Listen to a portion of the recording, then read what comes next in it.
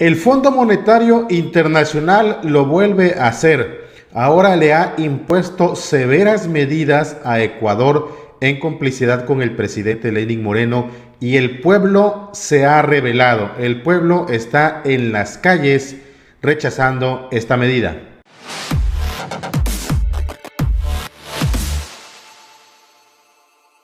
Hola amigas y amigos, qué gusto saludarlos en el Chapucero Yusa.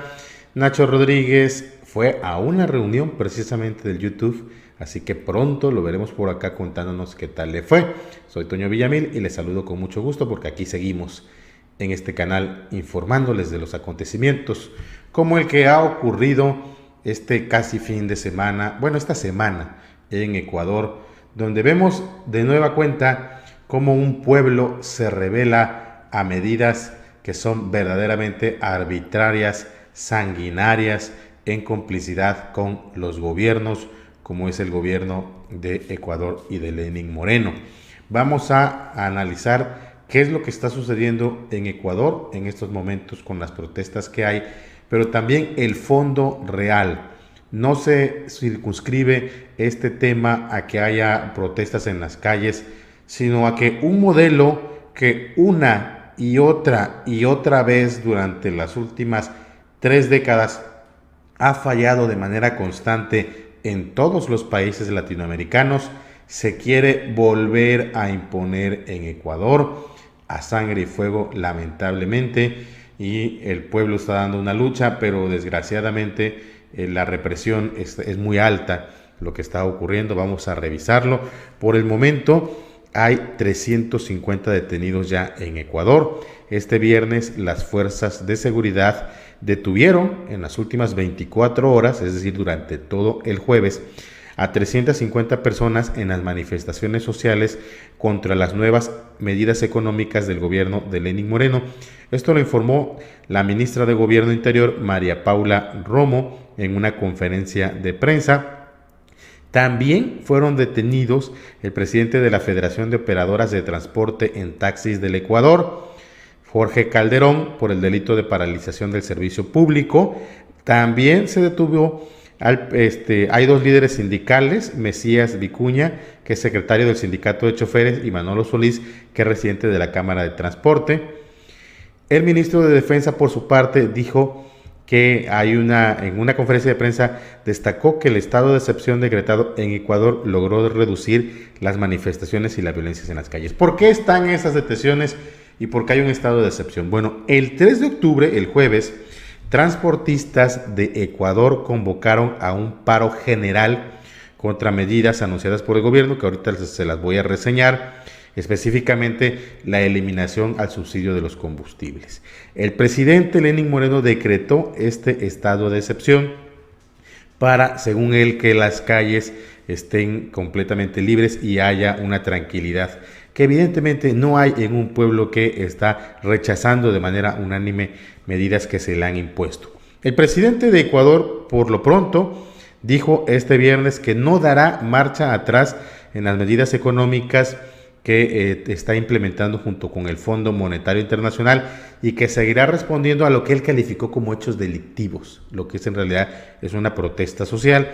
Desde luego que la oposición, por ejemplo el partido de Rafael Correa, acusó al gobierno de Ecuador de criminalizar la protesta social. El presidente decreta esta protesta y el gobierno, digamos que la izquierda de Rafael Correa, que fue presidente también durante 2007 a 2018, aseguró que, pues evidentemente, el paquetazo, como se le ha conocido en Ecuador a estas medidas del Fondo Monetario Internacional, pues atentan contra los derechos de las personas y criminalizan la protesta social.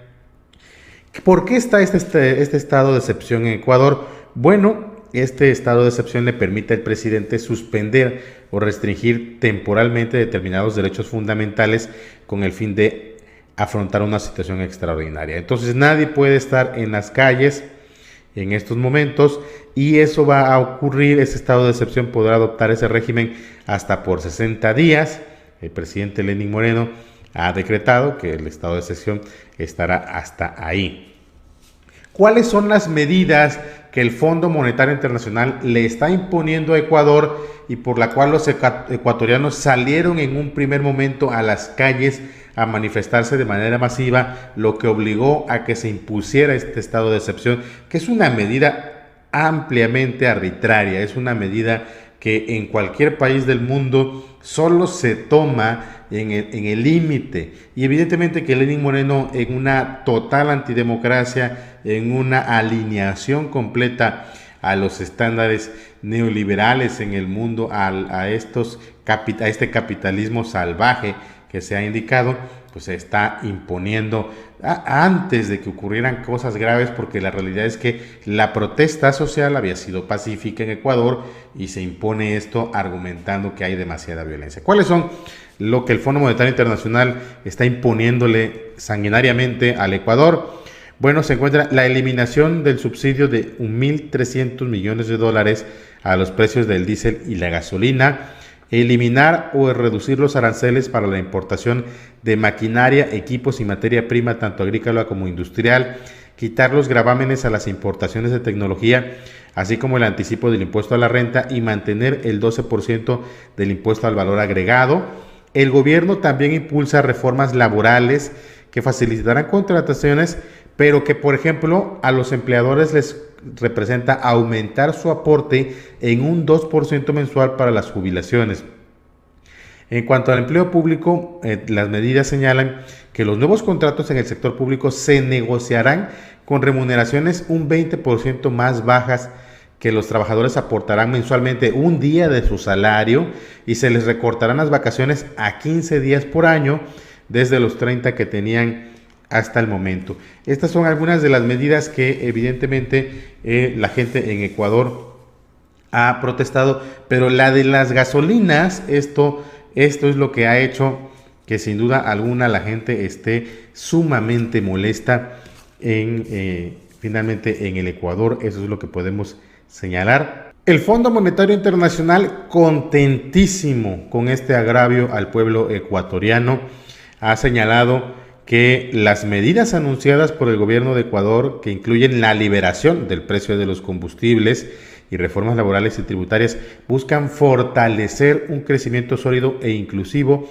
una visión distinta a la que tienen sectores sociales del país sudamericano que ya comenzaron a movilizarse. El Fondo Monetario dijo lo siguiente en un comunicado: las reformas anunciadas por el presidente Lenín Moreno tienen como objetivo mejorar la resiliencia y la sostenibilidad de la economía ecuatoriana. El anuncio del gobierno ecuatoriano incluyó decisiones importantes para proteger a los pobres y más vulnerables, así como para generar empleo en una economía más competitiva.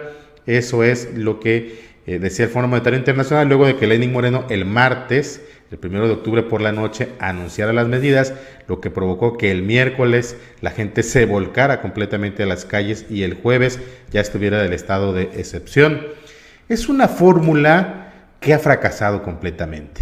Es pretender lograr los mismos resultados que se han tenido con las mismas medidas. Es decir, la realidad es que no va a cambiar las medidas que el Fondo Monetario Internacional le ha condicionado a varios países en América Latina en 16 ocasiones anteriores.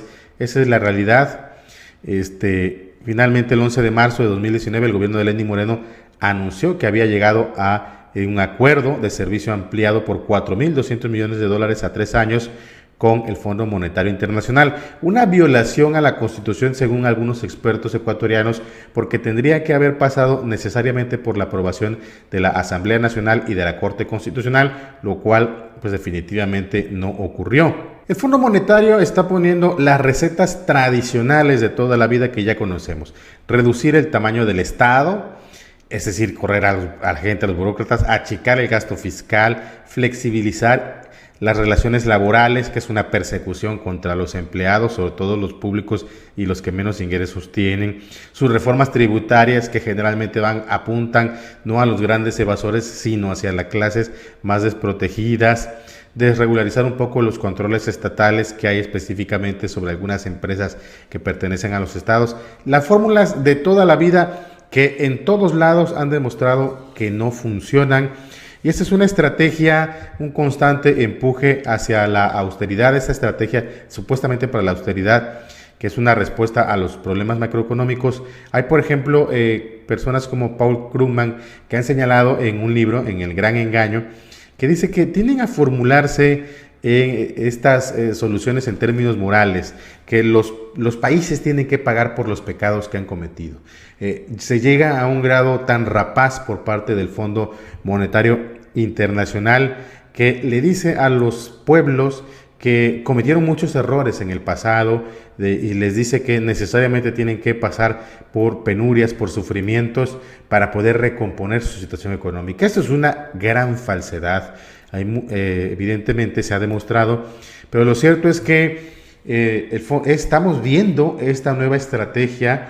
El Fondo Monetario Internacional hacía antes cambios que los pueblos aceptaban porque no estaban suficientemente informados, porque no estaban suficientemente organizados.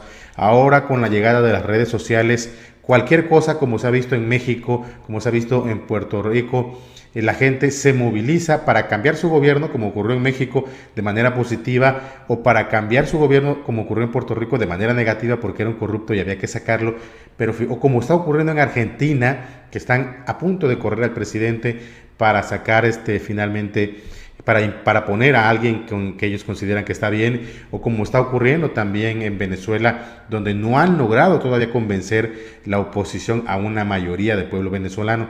En fin, ahora el Fondo Monetario Internacional está llevando la fuerza, está imponiendo estas medidas con la complicidad de los gobiernos a sangre y fuego. Ojalá el pueblo ecuatoriano supere este momento difícil que están enfrentando y que cese la represión en aquel lugar. Vamos a estar al pendientes de lo que ocurra. Muchas gracias, amigas y amigos.